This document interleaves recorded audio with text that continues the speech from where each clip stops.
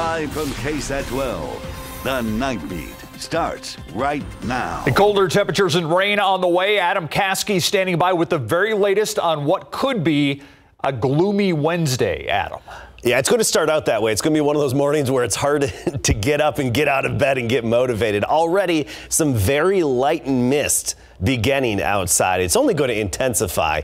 Very light rain, but becoming scattered to widespread. Some passing showers, and when we don't have passing showers, we'll have areas of drizzle. So notice those rain chances, they peak from 8 a.m. to 1 p.m. at 60%. And then tomorrow afternoon, most of it comes to an end, just some isolated lingering leftover activity. A quick look at the most recent and updated futurecast. Pretty much the same as what we've been talking about throughout the day today, with the showers coming and going, very light in nature. We're not talking thunderstorms. We are not talking downpours here, just drizzle, mist, and light rain. I know the Futurecast has shown some yellow and orange here. That's a little excessive if you ask me, but either way, we're going to have some dampness, and it's going to definitely affect the morning commute all the way through the lunch hour, and then by tomorrow afternoon, it starts to taper off, but it's still going to be cloudy and gloomy outside. I'll be back in a little bit to talk about how much rain we could get tomorrow. Then our next opportunity on Friday, that Futurecast and more in just a bit. Thank you, Adam. We'll see you in a few minutes. Well, they were left scrambling, and boy, did neighbors respond. Nonprofit Blessed Angels serves seniors meals, among other things, like toy drives. All that was put in jeopardy after their vehicles were left like this. They were burglarized. As the night team's John Paul Barajas shows us, less than 24 hours later, after our story, San Antonio is rallying around this group. God is awesome. I hope I can say that, but he is. From a major setback to a Christmas miracle, all within 24 hours. This is how Monday started for Marion Thomas and nonprofit Blessed Angels. Their work vehicles vandalized and burglarized. But this is how Tuesday started. The Bexar County Constable's office dropped by this morning. They're going to deliver to our homebound seniors this morning. Blessed Angels delivers groceries to about 200 seniors every month. Monday's incident left 50 people without their food, but today, deputies delivered. That was the most important thing to me right now, is that these seniors are not sitting at home without food. There are still questions about when the vandalized vehicles will be back up and running, and not only is this impacting senior services, it's cutting into funds for their toy drive on Friday. It's so unfortunate, especially around this time of the year, and you're all trying to do such great things for the kids and the community. Just heartbreaking. Which is why Blackjack Speed Shop, owned by Spurs legend Tim Duncan and his partner Jason Pena, are stepping in. We could get you rolling again if we got wheels and tires back on it. That's exciting news. Yes, ma'am. We want to help you. Wow, that makes me want to cry. And the help didn't stop there. Kim's Angels is looking to buy storage facility space, so Blessed Angels has a safe place to store their cars. Special Olympics Texas is offering to let them borrow vehicles. And District 10 Councilman Mark White is looking at added safety measures at Blessed Angels Senior Center. It sends chills. It's just awesome. Awesome. I am just so humbly grateful. John Paul Barajas, KSAT 12 News. Love this community. Blessed Angels is hosting their toy drive this Friday from 9 to 11 in the morning. If your child is in need of a gift this Christmas, you can show up to the event and it'll be first come, first serve. If you'd like to help donate to Blessed Angels efforts, you can do that by going to our website, KSAT.com. They could still use the help. 70 years. That's how long this man, Quentin Phillips, will spend in prison after being convicted in the murder of a 4-year-old, DeOrvion Whitley. Today, it took a jury about 2 hours to decide that sentence. Tonight, the mother reacting to her 4-year-old son's killer being sentenced. This hurts, because out of all people, why? It's an answer I will never get from you or nobody. This case not over yet, as 2 other men accused in the murder, John Chapman and Terrell Chase, still have their trial dates pending. Those trials, the state says, could come next year, with Chapman expected to go first. We're learning more about the Park police officers who shot and killed this man at a home on the west side of town. According to SAPD, Officer Mark Dela Cruz got into a struggle with 27-year-old Ray Garcia in the backyard of a home on Buena Vista. During that struggle, SAPD says Garcia tried to take Dela Cruz's gun from his holster. That's when Officer Juan Cardona arrived, shooting and killing Garcia. The officer's not injured. Court records show Garcia had a prior conviction for vehicle theft and evading arrest. A deadly shootout in a post office parking lot appears to be the result of a love triangle. That's what police are saying tonight. They say the woman in the middle of it wasn't hurt, but both men apparently pulled a gun on each other. Happened around noon outside the post office at Lanark and Austin Highway. Police say one man walked up to the vehicle, began yelling at the woman and man inside. Investigators believe both men drew handguns and fired. One man was hit and killed. The other claiming it was self-defense, but he is now in custody. The mother of the shooter told our crew that he was romantically involved with the woman who was there at the scene. 1 week after a day-long crime spree left 6 people dead between here and Austin, Austin police are releasing new details about the suspect and his whereabouts last Tuesday. Interim Police Chief Robin Henderson and other investigators revealed a fractured timeline of suspect Shane James Jr.'s actions during that crime spree. Police added James Jr. is also refusing to cooperate in their investigation. To see that timeline and learn more about James himself, you can click on the story on our website, KSAT.com. President Joe Biden is warning Israel they are losing international support in its war against Hamas because of what he is calling, quote, indiscriminate bombing in Gaza. The president told reporters he believes Israeli Prime Minister Benjamin Netanyahu understands that sentiment, but he is not sure about the rest of Israel's cabinet. Still, the U.S. has made it clear to Israel that the safety of innocent Palestinians is a top priority. The actions they're taking must be consistent with attempting to do everything possible to prevent innocent Palestinian civilians from being hurt, murdered, killed, lost, etc. Meanwhile, on the ground in Gaza, Israeli Defense Forces say it could be months before their military finishes its offensive. The announcement came as the United Nations voted to demand another humanitarian ceasefire. The UN estimates nearly 18,000 Palestinians have died and 2.3 million people living in Gaza have been displaced since the beginning of the war. It started in October after Hamas terrorists killed 1,200 Israelis in a surprise attack. Let's go now to your Nightbeat News Flash. We're one step closer to the newest terminal at the San Antonio International Airport being built. City Council greenlit a $1 billion deal with Hensel Phelps Construction. That's who will work with architects and oversee most of the work in the building's newest terminal. Architects have already started designing the new 17-gate expansion, and construction on the new terminal expected to start late next year. President Biden welcomed Ukrainian President Volodymyr Zelensky to the White House today, both of them making their case to Congress for more wartime aid for Ukraine as the war-torn country continues to try to fight off a Russian invasion. Biden told reporters if Congress can't come up with a plan to help Ukraine, it would be, quote, the greatest Christmas gift, unquote, for Putin and Russia. The Trump defense team rested its case in the former president's civil fraud trial. Trump's attorneys presented evidence for 4 weeks to dispute allegations that Trump company executives and the former president's adult sons fraudulently inflated the value of Trump properties to get better loan and insurance rates. The New York State Attorney General's office will now call rebuttal witnesses. The closing argument is set to start January 11th. And that's a look at your Nightbeat News Flash. Dozens of pets at San Antonio Animal Care Services are facing this holiday season without the hope of a home. That's why ACS is desperately searching for foster families. The goal behind the shelter's Fa La La Foster Drive is to temporarily house around 100 animals in homes for at least 2 weeks. It's free to be a foster parent, and all animals will already have everything they need, including food, any vet care they might need. If you'd like to help a pet, you can apply at the address on your screen, saacs.info/falalafoster. They could use your help. 1,000 families throughout San Antonio ISD will be able to put food on their table this holiday season. The district, along with the San Antonio Food Bank and philanthropist Harvey Najum, gave out 1,000 turkeys to families today. Eric Cooper, the president and CEO of the San Antonio Food Bank, says families are having to make tough decisions this holiday season. Parents are trying to provide for their families. They're trying to decide, can I buy presents or do I buy food? Tough to do both. If you're interested in helping out families this holiday season, the food bank says you can volunteer. You can pack boxes or prepare meals. They could use the help.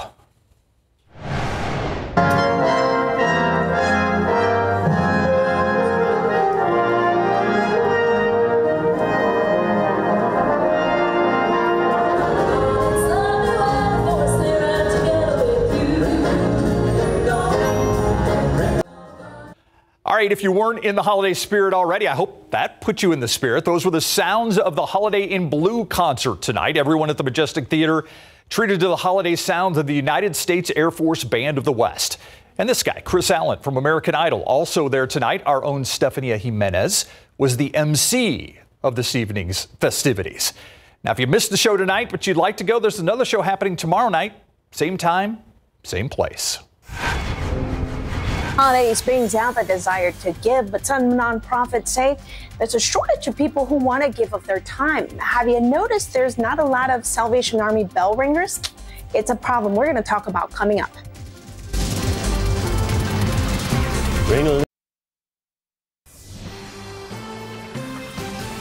You may have noticed during this newscast and over the last week or so, there's been a lot of nonprofits asking for volunteer help. Well, there's just 13 days left until Christmas, and as the 19's Patty Santos shows us, it is a busy time for everyone, including those nonprofits trying to make magic happen. Help people shop. We do. We don't shop for them, but we carry the bag. Yes, we carry the bag. Volunteering is how B. Imkin serves her community, and it brings her joy. Can't be about you. It just can't be about you all the time. You'll often find her at Christian Assistance Ministry. Today, she's there helping people Christmas shop. Let me find a couple of ornaments. She's one of over 200 annual volunteers for the nonprofit. We rely on volunteers very much. Don White Fostick says there are always people in San Antonio who could use some help. But it's around the holidays when volunteers and nonprofits could use some help as well. If somebody has a heart to work on a Christmas Eve or New Year's Day or even Christmas Day, there are likely opportunities in our community. We need bell ringers up until the 23rd. The Salvation Army says a shortage of volunteer bell ringers is leading to less donations. As of a few days ago, our revenue had been down about 37%. At times, there's only 20 to 40 volunteers to fill 100 bell ringing sites. Brett Mayhar says there's still time for families with kids out of school or corporations to answer their call. Even if it's just for a few hours, you can volunteer for as little as 2 hours. Ringing the bell or helping at a pantry doesn't have to be just a one-time thing. It might be something you enjoy doing year-round. So many ways to use your talents. Imkin says it's a good way to begin teaching a new generation about the joys of giving. They all go out with a smile. Patty Santos. No, they don't go out frowning. They go KSAT 12 News. Smile. And so do you. Yes. Not just giving money, but giving time. Well, we want to give a huge thank you to everyone who helped us and KSAT community partners collect and raise money for this year's Share the Shoes campaign. With your support, more than 2,100 pairs of shoes will go to kids and adults in Bexar County. And with the continued collaboration between the San Antonio Police and the local nonprofit Zapatos, and of course, all of you who donated $3,000 in addition to shoes, the money will allow Zapatos to buy 300 more pairs of shoes for those in need. By the way, 2,160 pairs of shoes collected. Add 300 more than that. That is well over the goal that they had and more than we brought in last year. Thank you. Live cam right now, 62 degrees out there. This is going to feel balmy tomorrow. Right now it feels balmy compared to tomorrow, yeah. Tomorrow, actually, the temperature is going to drop a little bit throughout the day. It's one of those unique days. There's not going to be a big fluctuation throughout the day. I'll show you the line graph in a moment. Just a little bit of a drop into the afternoon, but noticeably cooler. Damp and cool tomorrow, long sleeves or a sweatshirt or a light jacket throughout the entire day. Additional rain likely on Friday, and then a cool and quiet weekend. Very fall-like feel in the days ahead. Let's start with tomorrow. Particularly, let's focus on the rain. Already some light mist out there turning into a heavy mist, drizzle, and then light rain through the morning commute on through the noon hour. And then notice in the afternoon, those rain chances fall off a bit. East-northeasterly wind at 10 to 15. So a bit of a breeze out there. And look at the temperature trend. 56 at 7 a.m. by 4 p.m. 53 degrees, so not much of a change. I showed you the future cast earlier. We're going to have those off and on areas of light rain with drizzle in between. Overall potential, though, I think will be pretty limited. We're not going to see a whole lot in our rain gauges, maybe about that much in your average rain gauge. So we're talking 1/10, 2/10 of an inch, and if you're lucky, you could see 1/4 of an inch or slightly more. But for the most part, very light in nature, but enough to potentially cause problems for the morning commute on the roadways. Thursday, 20% chance, mainly a few light sprinkles that's covering. By Friday, we're back up to 60%, so scattered to widespread rain likely as we get into Friday. Here's the system that's coming together for Friday. Right now in the Panhandle, we already have good soaking widespread rain stretching into West Texas. This is all part of this swirl here centered over Las Vegas. That's the upper level system. Remember last night it was just a teeny little dip in the upper level flow. This system's maturing. It's growing up. It's getting stronger. It's good to see. And it's headed our way. And as it does so, it'll help stir things up. Actually, good snowfall for the Rocky Mountains in northern New Mexico and parts of Colorado. Good for getting that nice base layer for the skiers. Otherwise, as this moves into Texas, it's going to give us a shot at some of the scattered to maybe even widespread rain throughout the day on Friday. We could see another ½ inch to an inch if we're lucky. Most of the rain is going to be to the north of us, from Abilene to Lubbock, Amarillo, Wichita Falls, everybody in between, about 2 inches or more. Again, if we're lucky, a ½ inch to an inch. I think we'll be more so on the lower end of that, and not everybody's even going to see that much. But we'll take what we can get. This is the drought monitor. Of course, it's updated every Thursday, but this is the most recent drought monitor, and we still have this extreme drought throughout San Antonio, the hill country, and up I-35 through Austin. Now, this is a little bit better than what it was just a few weeks ago, but we could use more. And really, we're in one of the worst parts of Texas when it comes to drought. And really, best next runner-up would be far west Texas. All right, let's talk temperatures quickly. 39 this morning, then 69 in the afternoon. So we had a good 30-degree temperature spread today. Tomorrow, that's not the case at all. 56 from 5 a.m. to 9 a.m.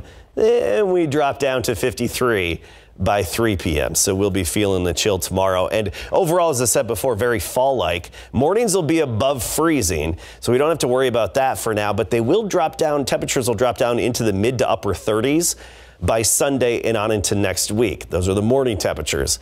Afternoons, near 60 Thursday and Friday. Friday, that's a damp 60. And then this weekend, yes, quiet and some sunshine, but definitely on the cool side. I mean, we're talking only 55 the high on Friday, and a bit breezy as well. And then Sunday, just right near 60, Steve. Yeah, 55 and the sun out. Yes. Yeah, it's going to be chilly. Thanks, Adam. All right, being undefeated is hard. So, did they stay undefeated? That's a question you're going to have to wait for. I want to reveal it. I want there to be a little bit of a suspense. Yes. The McCollum girls basketball team enters the day undefeated. Will they keep that record unblemished when San Marcos comes to town? Highlights ahead. Plus, we'll preview the Spurs' two-game set with the Lakers. LA just dropped a nail-biter in Dallas.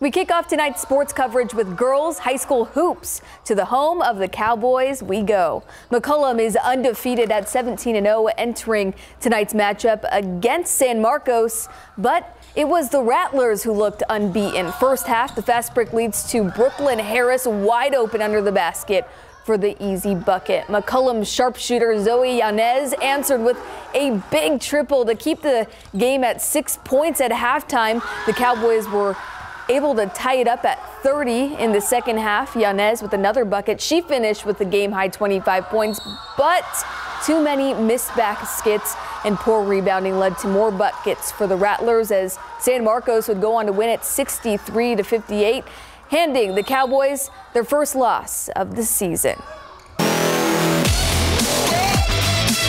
Well, tonight the Los Angeles Lakers fell 127-125 to the Dallas Mavericks before venturing to the Alamo City for an extended stay to face the Spurs tomorrow and again on Friday. The Spurs are 3-19 entering the second quarter of the NBA season and haven't won a game since November 2nd. In that stretch, the team has tried to stay focused on the long-term goal, being the youngest team in the NBA with last year's #1 overall pick. There's plenty to look forward to. That's aside from the latest news of Charles Bassey suffering a torn ACL while playing for the G League's Austin Spurs on Sunday. Bassey served as San Antonio's #2 center for most of the season. Now, in this stretch of losses, head coach Greg Popovich has shaken up the starting rotation a few times. Jeremy Sohan isn't handling the ball as much, seeming like the Spurs are taking a committee approach to the point guard spot. And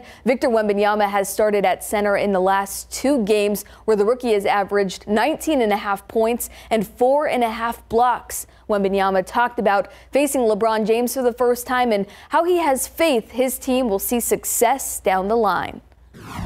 Of course, it's a icon, and it's just somebody that as a kid you see on TV all the time, and of course going to feel even more special. Nobody doubts that in the long run we're going to be the winners, and we're going to be, we have people who've got the expertise, the experience, and it's of course it's I hate losing, but I stay focused on the long run goal. The Spurs and Lakers tip off at 7. Join us here on KSAT 12 30 minutes before the game for our pregame show, KSAT 12 Tip Off Plus. Football coverage brought to you by Davis Law Firm. The Dallas Cowboys' high-flying offense leads the NFL with 32.4 points per game, while the team's 11 giveaways are the fewest, tied for the fewest league-wide. But really, the defense has been the star of the show from the start of the season to now. In Sunday's 33-13 win over the Eagles, the Cowboys had 3 takeaways and didn't allow an offensive touchdown. Defensive coordinator Dan Quinn saying the defense needed to force turnovers if they wanted to truly command the game. One thing we've really been digging in on, and we weren't able to get any takeaways in our first game there. We had 2 that was on the ground, and we thought we'd had a chance at them. And so we really thought for us to play at our best, we'd have to, knock a few out and see if we could recover some. So to get 3 in that game, I thought that was, that was the name of the game. And so to get three takeaways in that game, that was big. An important statement win for the Cowboys, who are chasing home field to start the playoffs. If the season were to end today, they'd get that. After the break, we check in with the Red Raiders as Texas Tech prepares to meet Cal in Shreveport for the Independence Bowl on Saturday. Stay with us. Welcome back. This Saturday, Texas Tech gets bowl season started with kickoff against the Cal Bears in the Independence Bowl. And the Red Raiders defense has a special connection to Cal. Defensive coordinator Tim DeRuyter coached at Cal from 2017 to 2020. He's still pretty close with the coaching staff, but all of that goes away come game time. They've been very good with us as far as, we trade information, on common opponents, those kind of things. When you have relationships in this game, that's what you do. But come Saturday night, it's playing your brother in the backyard, and during that 3.5, 4 hours, whatever it is, buckle up. But we're going to compete. Texas Tech's defense could possibly get back linebacker Steve Linton and defensive back Tyler Owens, who are right now listed as questionable for Saturday's bowl game. Star running back Taj Brooks, who is confirmed to return next year, should play as well. Kickoff is at 8:15 on ESPN. All right, Saturday night. Saturday night. All right, thanks, Mary. Thank you. We'll be right back. Steve, earlier I mentioned that we had a little bit of light mist starting. Looks like a few sprinkles just starting to pop up. I know, not a big deal, but we're going to see more of this through the night, and that's going to lead to a damp and soggy morning commute. So have your windshield wipers ready to go and headlights on. Yeah, of course. Thanks, Adam. We'll see you tomorrow.